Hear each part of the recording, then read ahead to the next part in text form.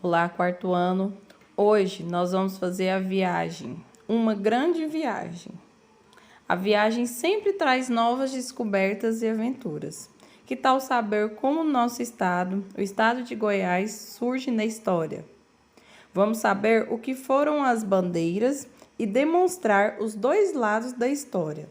O que aconteceu com quem já morava nos lugares onde foram conquistados. Hoje, vamos a um período de descobertas, caminhadas e exploração. E ainda vamos saber como Goiás, o estado, não o time de futebol, foi fundado. Você sabe o que são as entradas e as bandeiras? Vamos chamar a Natália Garcia, da Britânica Escola, para termos um ponto de vista sobre essa história. Então, eu vou apresentar para vocês agora um vídeo da Natália. Prestem bastante atenção.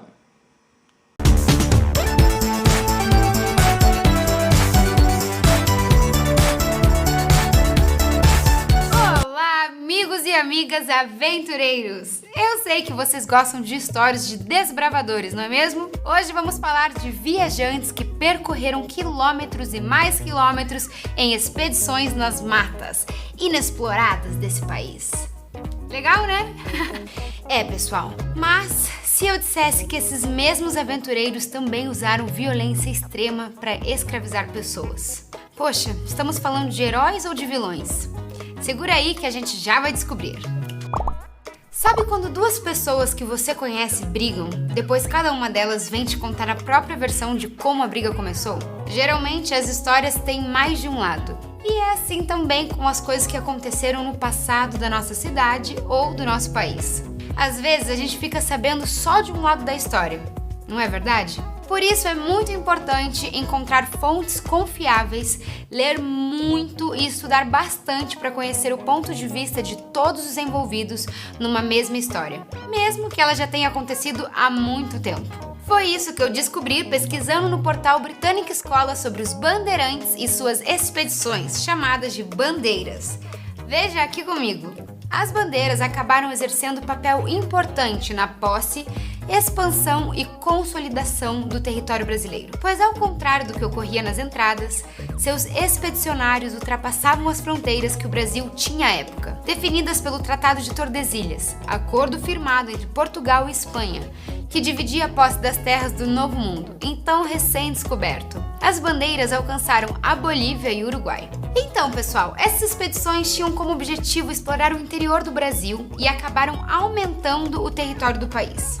Os bandeirantes ajudaram a povoar o Brasil, porque por onde eles passavam abriam trilhas e caminhos. Em volta dessas trilhas iam se formando pequenos povoados. As expedições eram longas e difíceis. Geralmente os bandeirantes não levavam mantimentos nas viagens. Para se alimentar, eles pescavam e colhiam as frutas que encontravam. Quando faltavam esses alimentos, eles chegavam até a comer carne de cobra, lagarto e sapo. Os bandeirantes sem dúvida topavam com muitas pedras pelo caminho, mas eles também corriam atrás de outras pedras. Isso porque um dos objetivos das bandeiras era encontrar ouro e pedras preciosas. Uma curiosidade é a história do famoso bandeirante Fernão Dias, que tinha o apelido de Caçador de Esmeraldas. Ele passou anos procurando essas pedras, até que finalmente encontrou um lote de pedras verdes. Só que elas não eram esmeraldas, e sim turmalinas, que não tinham muito valor. Fernão Dias morreu de febre no meio da mata, sem ficar sabendo desse fato. Bem, pelo menos morreu feliz, né?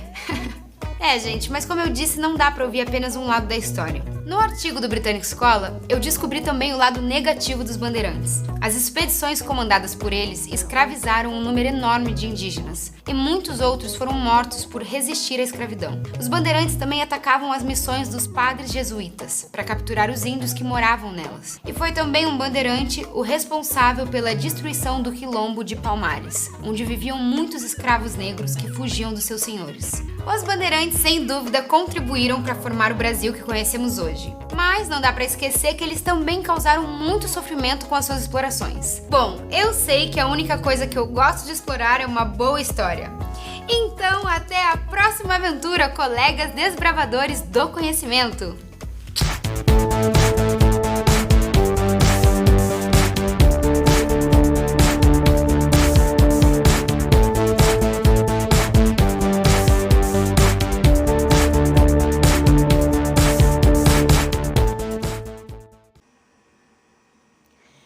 Viram que legal a história da Natália? Interessante, né?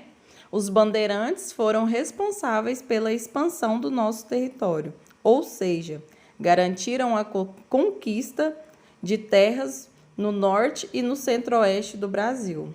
Isso mesmo, aqui onde estamos hoje é um território que foi conquistado pelos bandeirantes. Há duas coisas aí que chamam a nossa atenção: apressamento dos indígenas e aldeamento indígenas. O apressamento era a ação dos bandeirantes de captura dos indígenas para a utilização e a venda de mão de obra escrava. Essa mão de obra geralmente era vendida às demais capitanias. Já o apressamento indígena era a captura para a venda de mão de obra. Já os aldeamentos eram feitos de aldeias formadas próximas a povoados, geralmente por missionários, e tinham a intenção de introduzir o indígena na captura do branco.